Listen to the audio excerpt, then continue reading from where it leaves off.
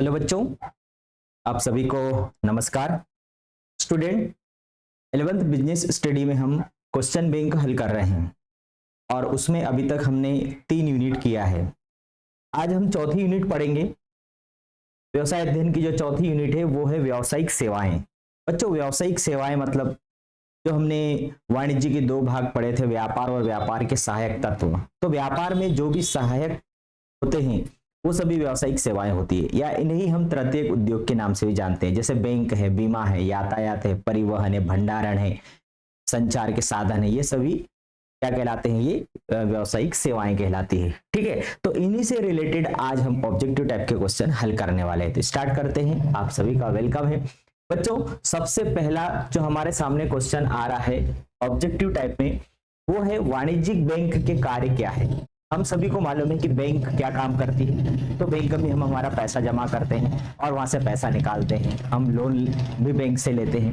तो वाणिज्यिक बैंक मतलब हम जिन बैंकों को जानते हैं वो वाणिज्यिक बैंक ही है। जैसे भारतीय स्टेट बैंक है, बैंक ऑफ इंडिया है, बैंक ऑफ बड़ौदा है। मतलब हमारे अकाउंट जिन बैंकों में है वो सारी वाणिज्यिक बैंक ही है। तो वाणिज्यिक बैंक के कार्य कौन से हो गए? तो जमा भी स्वीकार करती है वाणिज्यिक बैंक, फिर ऋण देने का काम करती है, धन का हस्तांतरण भी करती है। इसका मतलब हमारा आंसर क्या आ गया? उपरोक्त सभी। ओके, फिर है भारत का केंद्रीय बैंक कौन सा है? केंद्रीय बैंक का मतलब कि भारत का जो बैंकों का बैंक, मतलब ये भारत में जितनी भी बैंकें हैं इन सभी बैंकों को क्या बोलेंगे, कंट्रोल करने वाला जो बैंक है वो कौन सा बैंक है? तो रिजर्व बैंक ऑफ इंडिया, जिसे हम क्या बोलते हैं? आरबीआई, जिसके द्वारा नोटों का निर्गमन किया जाता है। फिर है बीमा का प्राथमिक उद्देश्य क्या है? व्यावसायिक सेवाओं में जैसे बैंक है वैसा बीमा भी है, और बीमा का मतलब क्या होता है? जो हमें सुरक्षा प्रदान करता है। तो बीमा का जो प्राथमिक उद्देश्य क्या है? तो संपत्ति का संरक्षण है, जोखिम का प्रबंधन है, उत्पाद वितरण है, या मुद्रा का विनिमय है। तो इन सभी में यदि हम देखेंगे तो बीमा का सबसे प्राथमिक उद्देश्य है जोखिम का प्रबंधन करना। मतलब जो भी जिंदगी में रिस्क है उस रिस्क को वो मैनेजमेंट करता है, मैनेज करता है। फिर है निम्न में से कौन सा सेवा उद्योग नहीं है? सेवा उद्योग अभी मैंने गिनाए थे, बैंक, बीमा, यातायात, भंडारण, फिर हमारा कम्युनिकेशन है ना, ये सभी सेवा उद्योग कहलाते हैं। तो यहाँ पर यदि हम देखेंगे टेलीकॉम, ये भी सेवा उद्योग है, बैंकिंग ये भी सेवा उद्योग है, होटल ये भी सेवा उद्योग है। तो जो कृषि है ये हमारा प्राथमिक उद्योगों की श्रेणी में आता है। ठीक है, तो ये सेवा उद्योग में नहीं आएगा, तो डी आ जाएगा। इसके बाद है बीमा। बीमा से रिलेटेड ही क्वेश्चन है कि बीमा के क्या कार्य है। तो बीमा क्या कार्य करता है? तो क्या निश्चितता प्रदान करता है? बिल्कुल, कोई भी व्यक्ति बीमा करा लेता है उसके बाद वो निश्चिंत हो जाता है। इसके बाद सुरक्षा प्रदान करता है क्या? हाँ, व्यक्ति को सुरक्षा प्रदान हो जाती है। जोखिम को बांटना, उसके ऊपर, उसके परिवार के ऊपर जो भी रिस्क आती है, जोखिम आता है, उस जोखिम को बांट दिया जाता है। इसका मतलब कि बीमा के द्वारा ये सारे कार्य किए जाते हैं। क्लियर? आगे है अधिविकर्ष सुविधा प्राप्त होती है। अधिविकर्ष सुविधा प्राप्त होती है, ओवरड्राफ्ट सुविधा कौन से खाते के ऊपर प्राप्त होती है? तो जो करेंट अकाउंट है, चालू खाते हैं, व्यापारियों के जो अकाउंट होते हैं वो करेंट अकाउंट होते हैं और उनके ऊपर अधिविकर्ष की सुविधा मिलती है। अधिविकर्ष का मतलब ओवरड्राफ्ट, कि आपके अकाउंट में पैसा नहीं है फिर भी आप उसमें से पैसा निकाल सकते हैं। फिर है व्यापारियों के लिए क्रेडिट कार्ड सेवा का मुख्य लाभ क्या है? क्रेडिट कार्ड सेवा का मुख्य लाभ क्या है? उधार लेने में सुविधा होती है, आसानी होती है, आप आसानी से उधार ले सकते हो। फिर बैंकिंग सेवाओं का प्रमुख कार्य क्या है? तो बैंकिंग सेवाएं क्या करती है? तो बैंकिंग क्या काम करती है? तो वस्तुओं का उत्पादन करती है क्या? नहीं। वस्तुओं का विक्रय करती है क्या? नहीं। वस्तुओं वित्तीय लेन देनों का प्रबंधन करती है और वस्तुओं का विज्ञापन। तो यहाँ पर क्या आ जाएगा? हमें मालूम है वित्तीय लेन देनों का प्रबंधन, वित्तीय लेन देनों का प्रबंधन बैंकिंग सेवाओं के अंतर्गत किया जाता है। फिर आगे बढ़ेंगे हम। ऑनलाइन बैंकिंग ग्राहकों को सेवा प्रदान करती है। मैं ऑनलाइन बैंकिंग ग्राहकों को किस प्रकार की सेवा प्रदान करती है? तो दिन में 24 घंटे, एक दिन में 8 घंटे, एक दिन में 10 घंटे, या एक दिन में 8 घंटे। तो भाई ऑनलाइन जो भी बैंकिंग होती है, तो ऑनलाइन बैंकिंग हमें दिन में 24 घंटे मतलब 24 आवर्स, आप कभी भी रात के 12 बजे भी आप ऑनलाइन बैंकिंग के माध्यम से पैसा किसी को भी ट्रांसफर कर सकते हो या किसी से भी पैसा प्राप्त कर सकते हो। फिर है सेवाओं के प्रकार क्या है, सेवाएं सर्विस कितने प्रकार की होती है, तो व्यावसायिक सेवाएं भी होती है, सामाजिक सेवाएं भी होती है, व्यक्तिगत सेवाएं भी होती है, इसका मतलब उपरोक्त सभी आ जाएगा। फिर है सामान्य बीमा अधिकतम अवधि सीमा है, तो सामान्य बीमा जो जनरल बीमा होता है, जनरल इंश्योरेंस होता है, तो जनरल इंश्योरेंस जनरली किसका होता है, जैसे हमें हमारी बाइक का बीमा करवाना हो, हमें हमारे कुछ मकान का बीमा कराना हो, तो इस प्रकार से जो बीमे होते हैं वो सारे बीमे की जो अवधि होती है जनरली 1 वर्ष की होती है, वो सामान्य बीमा कहलाता है। जैसे हम हमारा जीवन का बीमा कराते हैं, तो जीवन का बीमा तो 20 साल 25 साल जितनी उम्र होती है उस साल के लिए होता है, तो वो सामान्य बीमा नहीं होता है, वो जीवन बीमा है। लेकिन सामान्य बीमा मतलब आप किसी वस्तु का बीमा करवाते हो तो वो उनकी उम्र होती है 1 वर्ष होती है। फिर निम्न में से कौन सा जीवन बीमा अनुबंध से संबंधित नहीं है, भाई जीवन बीमा अनुबंध बीमा नहीं है, ठीक है, तो जीवन बीमा अनुबंध से संबंधित नहीं है, तो कौन सा है, क्षतिपूर्ति अनुबंध। जीवन बीमा क्षतिपूर्ति वाला नहीं है, ठीक है, क्षतिपूर्ति अनुबंध मतलब जीवन बीमा में व्यक्ति की मृत्यु होने के बाद उसको पैसा दिया जाता है, क्षति की पूर्ति नहीं होती। बाकी जैसे हम एक्सीडेंटल बीमा करवाएंगे, हमारे मकान का बीमा करवाएंगे, हमारी गाड़ी का बीमा करवाएंगे, तो उसमें जितना नुकसान होता है उतनी पूर्ति होती है। तो जीवन बीमा अनुबंध से संबंधित नहीं है, तो जीवन बीमा अनुबंध से संबंधित क्या नहीं है, क्षतिपूर्ति अनुबंध जीवन बीमा से संबंधित नहीं है। क्यों? क्योंकि जीवन बीमा क्षतिपूर्ति अनुबंध नहीं होता, इसमें क्षति की पूर्ति नहीं होती है। इसके बाद में है खालिस्तान एक ऐसी सेवा है,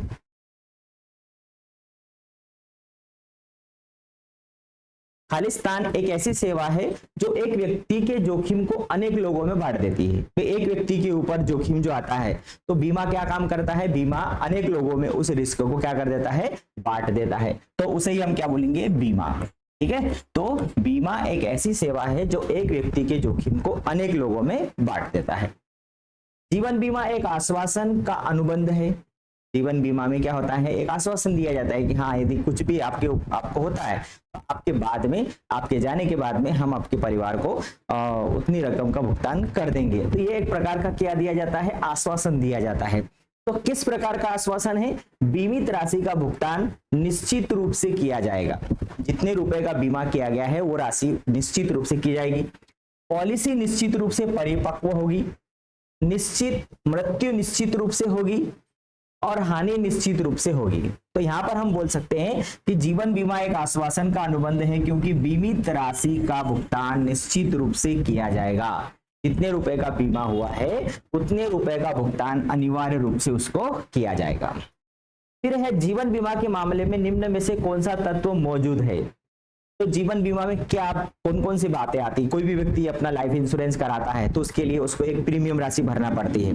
तो जो भी हर मंथ या 3 महीने में, 6 महीने में, 12 महीने में जो प्रीमियम राशि भर रहा है, तो वो प्रीमियम राशि वो क्या है, एक प्रकार की सुरक्षा भी है और निवेश भी है। इसका मतलब सुरक्षा का मतलब कि उसने 2 प्रीमियम भरी और उसके बाद यदि उसकी मृत्यु होगी तो भी बीमा कंपनी के द्वारा उसको जितने रुपए का बीमा कराया है, 5 लाख, 10 लाख, करोड़ रुपए, वो उसको भुगतान किया जाएगा।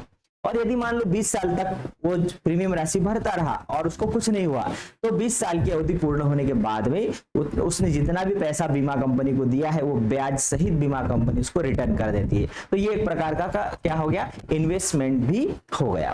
तो ये बीमे भी कौन सी बातें शामिल है, सुरक्षा भी शामिल है और निवेश भी शामिल है। यह एक प्रकार का बचत बैंक खाता है जिसमें एक विशेष सीमा से अधिक राशि स्वचालित रूप से सावधि जमा खाते में स्थानांतरित हो जाती है।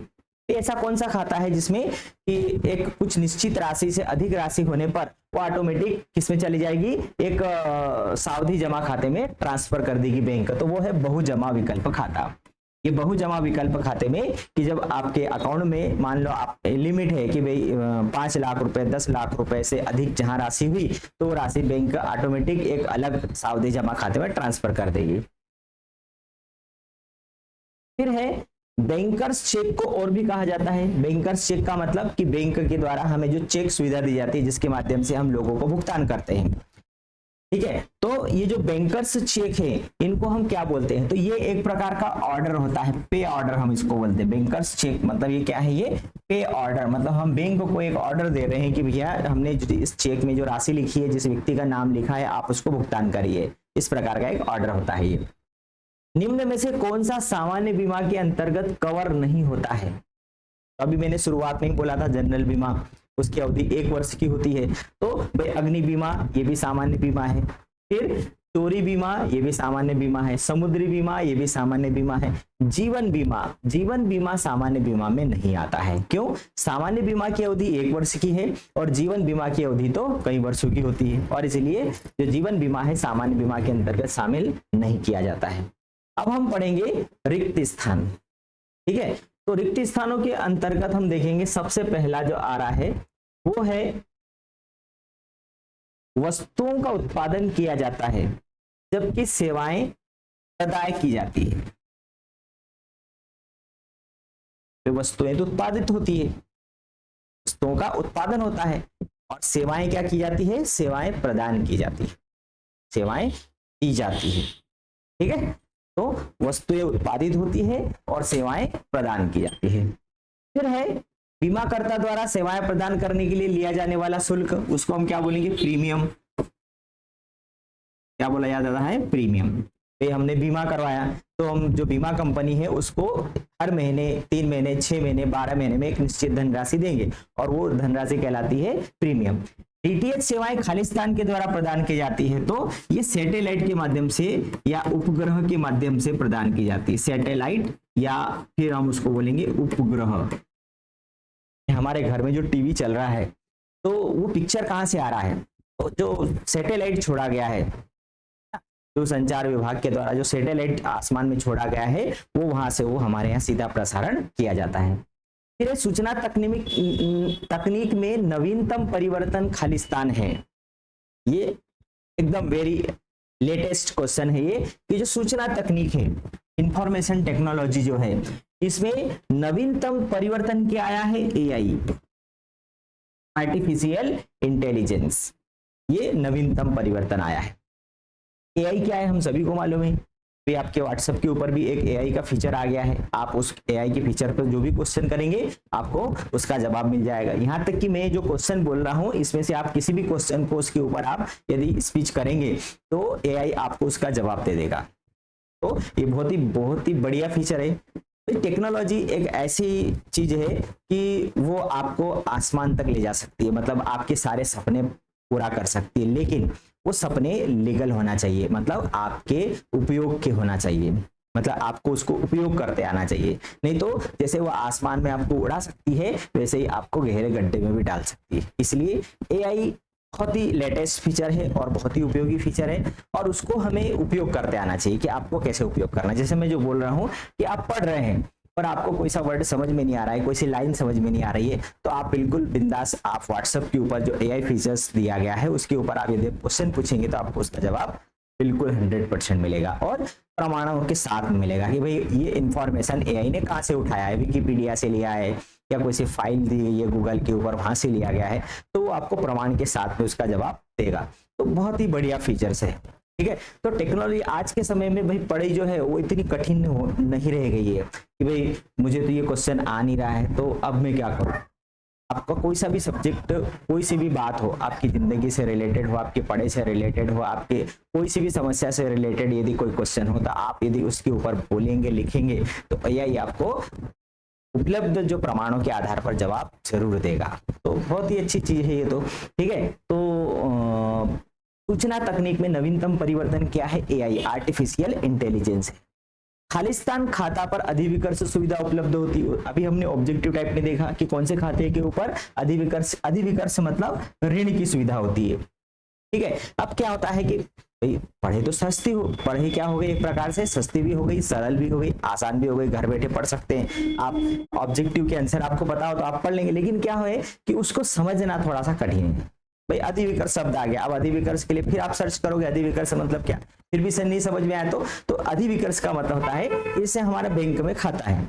अब हमारा बैंक में खाता है, अब बैंक में खाते में पैसा नहीं है, फिर भी हमें पैसे की जरूरत है, तो हमें बैंक क्या क्रेडिट कार्ड उपलब्ध कराती है, तो हम क्रेडिट कार्ड के माध्यम से हम उपयोग कर सकते हैं, बैंक से लोन लेकर के हम हमारी आवश्यकताओं को पूरा कर सकते हैं। लेकिन जो व्यापारी होता है तो व्यापारी को तो रोजाना पैसों की जरूरत होती है, तो व्यापारी क्या करता है, व्यापारी को बैंक के द्वारा एक अधिविकर्ष मतलब ओवरड्राफ्ट की सुविधा देती है कि उसकी एक लिमिट बना देती है कि भाई 5 लाख 10 लाख की लिमिट बना दी कि आपको जब पैसा की जरूरत हो तो आप आपके अकाउंट में से इतना पैसा निकाल सकते हो, ये ओवरड्राफ्ट, और उसके ऊपर बैंक ब्याज लेता है।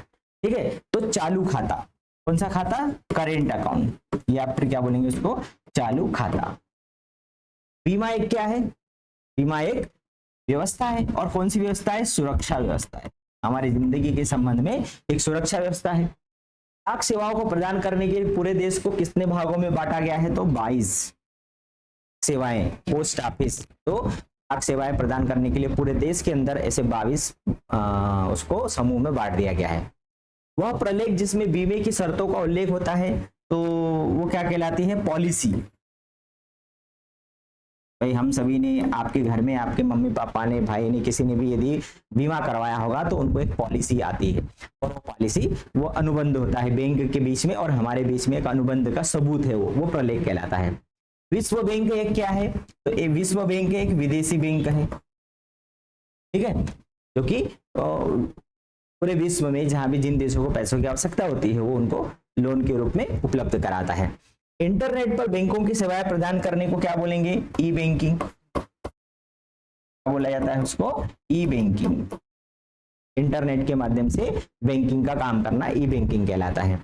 बीमा एक सुरक्षा व्यवस्था है, ठीक है, और वाणिज्यिक बैंक भारतीय बैंक नियमन अधिनियम 1949 के द्वारा शासित होते हैं। भारतीय बैंक नियमन अधिनियम 1949, इसके माध्यम से भारत के जितने भी वाणिज्यिक बैंक है उनका कंट्रोल किया जाता है। तो ये हमारे रिक्त स्थान हो गए। अब हम चलेंगे सही जोड़ियों की तरफ। तो सही जोड़ियां तो बहुत कम है और आसान भी है, देख लेते हैं हम फटाफट। हानि का मापन, भारतीय बैंकिंग अधिनियम, अभी मैंने बताया था कि भारतीय बैंकिंग नियमन अधिनियम 1949, ये दूसरे का आंसर आ गया। फिर अग्नि बीमा, टेलीकॉम सेवाएं और अमूर्त होती है। तो जैसे जो सेवाएं हैं, ये सेवाएं कैसी होती है, अमूर्त होती है, दिखाई नहीं देती है। चौथे का आंसर क्या आ जाएगा, सेवाएं। फिर है हानि का मापन, रेडियो पेजिंग सेवाएं। तो रेडियो पेजिंग सेवाएं क्या कहलाती है, ये कहलाती है टेलीकॉम सेवाएं, ठीक है। और अब बचा हमारे पास हानि का मापन। तो हानि का मापन, अग्नि बीमा, मतलब हमें यदि कुछ भी नुकसान होने वाला है, तो हमारा गोडाउन के अंदर माल पड़ा है, 1 लाख 2 लाख 5 लाख का माल पड़ा है, तो हम उसका एक मूल्यांकन करेंगे और उसके आधार पर हम उसका बीमा करवाएंगे, अग्नि बीमा कहलाता है, हानि का मापन हो जाता है, ठीक है। अब बचा यूपीआई। यूपीआई के द्वारा आप किस प्रकार से ऑनलाइन भुगतान, यूपीआई के द्वारा आप किस प्रकार से भुगतान कर सकते हो, ऑनलाइन भुगतान सुविधा। प्रिंट नहीं हुआ लेकिन हम उसमें जोड़ सकते हैं हमारे अनुभवों के आधार पर, हमारे अध्ययन के आधार पर कि भाई यूपीआई क्या है। तो यूपीआई क्या है, तो यूपीआई फोन पे, गूगल पे, ठीक है, इनके माध्यम से हम या फिर योनो के माध्यम से, तो जो भी आप ऑनलाइन ट्रांजैक्शन करते हैं तो ऑनलाइन भुगतान सुविधाएं हैं यूपीआई, जितने भी यूपीआई होते हैं वो ना। आगे बढ़ते हम सत्य असत्य की तरफ चलेंगे। तो सत्य असत्य में सबसे पहला क्वेश्चन हमारे सामने आ रहा है और वो है सेवाओं को भविष्य के लिए जमा करना संभव नहीं है। बिल्कुल, सेवाएं जमा नहीं की जा सकती। जैसे डॉक्टर है, डॉक्टर के पास हम जाएंगे तो उसी समय वो हमें चेकअप कर लेगा और हमें प्रिस्क्रिप्शन में लिख देगा दवाई, लेकिन उसके अंदर जो योग्यता है उसको आप सेव नहीं कर सकते, उसको आप जमा नहीं कर सकते, ठीक है। तो सेवाओं को भविष्य के लिए जमा करना संभव नहीं है। बिल्कुल 100% राइट है कि सेवाओं को हम जमा नहीं कर सकते। सेवाओं में स्वामित्व का हस्तांतरण संभव नहीं है। बिल्कुल, वो एक डॉक्टर, उसके अंदर की जो योग्यता है वो किसी दूसरे को हाथ उसके सिर पर रख करके ट्रांसफर नहीं कर सकता। वो तो सेवाओं का ट्रांसफर या हस्तांतरण नहीं होता है। केंद्रीय बैंक देश की मुद्रा और साख संबंधी नीतियों का नियंत्रण और समन्वय करता है, ये भी राइट है। केंद्रीय बैंक मतलब रिजर्व बैंक ऑफ इंडिया, ये देश की मुद्रा है, साख संबंधी नीतियां हैं, नियंत्रण है, समन्वय है, ये उसका काम इसके द्वारा ही किया जाता है। फिर बीमा दो पक्षों के मध्य क्षतिपूर्ति करने का अनुबंध नहीं होता, तो ये गलत है भाई। बीमा तो दो पक्षों के बीच क्षतिपूर्ति का अनुबंध ही होता है, सही बीमा कहा जाता है, और ये बोले नहीं है इसलिए गलत हो गया। विभाग वित्तीय सुविधाएं प्रदान करता है, बिल्कुल राइट। आप पोस्ट ऑफिस में भी बैंक का अकाउंट खुलवा सकते हैं, पोस्ट ऑफिस में आप एफडी खुलवा सकते हैं, आरडी खुलवा सकते हैं। डीटीएच सेवा उपग्रह आधारित मीडिया सेवा है, बिल्कुल राइट है। डीटीएच डायरेक्ट टू होम, मतलब डायरेक्ट टू होम, आसमान से सीधा उपग्रह से आपके घर में प्रसारण हो रहा है। वेरी स्मॉल अपर्चर टर्मिनल उपग्रह आधारित संप्रेषण सेवा है, बिल्कुल ये भी एक संप्रेषण सुविधा कम्युनिकेशन वाली सेवा है। फिर है सेवाएं शीघ्र नष्ट होती है। हाँ भाई, सेवाएं शीघ्र नष्ट हो जाती है। हम यदि काम नहीं करेंगे तो हमारे अंदर की शक्ति फिर भी नष्ट हो जाएगी। कई बार होता है दिन भर बैठे बैठे भी व्यक्ति थक जाता है, सोए सोए भी व्यक्ति थक जाता है। ज्यादा सोओगे, ज्यादा बैठोगे तो अपने आप थक जाओगे। इसका मतलब कि आपकी एनर्जी तो नष्ट हो रही है। तो इसका मतलब कि हमारे अंदर जो भी योग्यता है उस योग्यता का हम उपयोग नहीं करेंगे तो सेवाएं शीघ्र नष्ट हो जाती है। जिन सेवाओं का प्रयोग व्यावसायिक उद्यम अपने कार्य संचालन में प्रयुक्त करते हैं वो व्यावसायिक कहलाती है, व्यावसायिक सेवाएं कहलाती है। बिल्कुल राइट, जिन सेवाओं का उपयोग हम व्यवसाय में करते हैं वो व्यावसायिक सेवाएं। वाणिज्यिक बैंक अपने ग्राहकों को संस्थागत ऋण उपलब्ध कराते हैं, ये भी सही है। ये जो बैंक है वो अपने कस्टमर को संस्थागत ऋण उपलब्ध कराते हैं। चलिए आगे बढ़ते हैं हम एक वाक्य वाले। कौन सा बैंक अपने सदस्यों को सस्ती दर पर ऋण उपलब्ध कराता है? अभी अभी थोड़ी देर पहले पढ़ा, वाणिज्यिक बैंक। वाणिज्यिक बैंक अपने कस्टमर को सस्ते ब्याज दर पर ऋण उपलब्ध कराता है। किस बैंकिंग में ग्राहक की बैंक तक असीमित पहुंच होती है? ई बैंकिंग में। ई बैंकिंग के माध्यम से आप रात के 12 बजे भी बैंकिंग का काम कर सकते हैं। किस बैंकिंग में यात्रा के दौरान रोकड़ ले जाने की आवश्यकता नहीं होती है? वही आएगा ई बैंकिंग में। आपको यात्रा के दौरान नगद पैसा ले जाने की जरूरत नहीं है, आप आपके जेब में मोबाइल रख लो और आप किसी को भी पेमेंट कर सकते हो। ऐसी मशीन जिसमें 24 घंटे रोकड़ निकालने की सुविधा होती है, एटीएम, ऑटोमेटेड टेलर मशीन, जिसमें आप कभी भी जाओ, रात को भी जाओ और आप पैसा निकाल सकते हो। भारत का केंद्रीय बैंक कौन सा है? RBI, reserve bank of India. सामुद्रिक बीमा कितने प्रकार का होता है? तो बहुत प्रकार का होता है, लगभग 6 प्रकार का होता है। एक पुस्तक के अंदर दिया है कि 6, तो हम 6 लिख देंगे, क्योंकि उसमें माल का बीमा होता है, जहाज का बीमा होता है, किराए का बीमा होता है, ऐसे और भी बहुत सारे प्रकार के बीमे होते हैं, तो हम उसको जनरली 6 प्रकार बोल सकते हैं। कौन सा बीमा अनुबंध क्षतिपूर्ति का अनुबंध नहीं है? कौन सा बीमा अनुबंध क्षतिपूर्ति का अनुबंध नहीं है? मतलब जीवन बीमा। जीवन बीमा क्षतिपूर्ति इसमें नहीं होती। अभी मैंने थोड़ी देर पहले बोला था, जीवन बीमा में क्षतिपूर्ति नहीं होती है। जैसे आपकी मोटरसाइकिल है, मोटरसाइकिल का आपने बीमा करा लिया, तो एक्सीडेंट हो गया तो मोटरसाइकिल में जो टूट फूट होगी, क्षति होगी, उसकी पूर्ति बीमा द्वारा कर दी जाएगी। इंसान का जो जीवन बीमा हुआ है तो जीवन बीमा में राशि कब मिलेगी? उसके मरने के बाद ही मिलेगी। उसमें यदि उसको कोई एक्सीडेंट हुआ है तो उसमें उसको पैसा नहीं मिलने वाला है। वह प्रलेख जो बीमाकार और बीमाकृत के बीच लिखित प्रसंविदा होता है उसको हम बोलते हैं पॉलिसी। आपको जो कागज बीमा कंपनी के द्वारा दिए जाते हैं वो पॉलिसी, वो अनुबंध है। व्यावसायिक इकाई के ग्राहकों से संपर्क में कौन सी सेवा सहायक होती है? तो संचार सेवा। ठीक है, संचार कम्युनिकेशन के माध्यम से हम उनसे संपर्क कर सकते हैं। प्रभावी संप्रेषण के लिए किन सेवाओं का सक्षम, सही एवं द्रुतगामी होना आवश्यक है? तो भाई प्रभावी संप्रेषण के लिए संचार सेवाओं का द्रुतगामी होना जरूरी होता है। जैसे अभी हम पढ़ाई कर रहे हैं तो हम किसके माध्यम से पढ़ाई कर रहे हैं? ऑनलाइन, इंटरनेट के माध्यम से पढ़ाई कर रहे हैं। तो हमारे पास इंटरनेट की प्रभावी सुविधा यदि होगी तो हम आसानी से बिना लैगिंग के हम आसानी से वीडियो को देख सकते हैं, सुन सकते हैं, पढ़ सकते हैं। स्पीड पोस्ट की सुविधा कहाँ उपलब्ध होती है? तो स्पीड पोस्ट की सुविधा कहाँ उपलब्ध होती है? पोस्ट ऑफिस में उपलब्ध होती है। स्पीड पोस्ट, पोस्ट ऑफिस, डाकघर। स्पीड पोस्ट की सुविधा कौन उपलब्ध कराता है? तो स्पीड पोस्ट की सुविधा गवर्नमेंट के द्वारा उपलब्ध कराई जाती है। पोस्ट ऑफिस, पोस्ट ऑफिस सरकार का है। ठीक है, तो ये थे हमारे 4th यूनिट के क्वेश्चन आंसर। आगे हम एक और यूनिट है हमारी, उसको भी हम देख लेते हैं।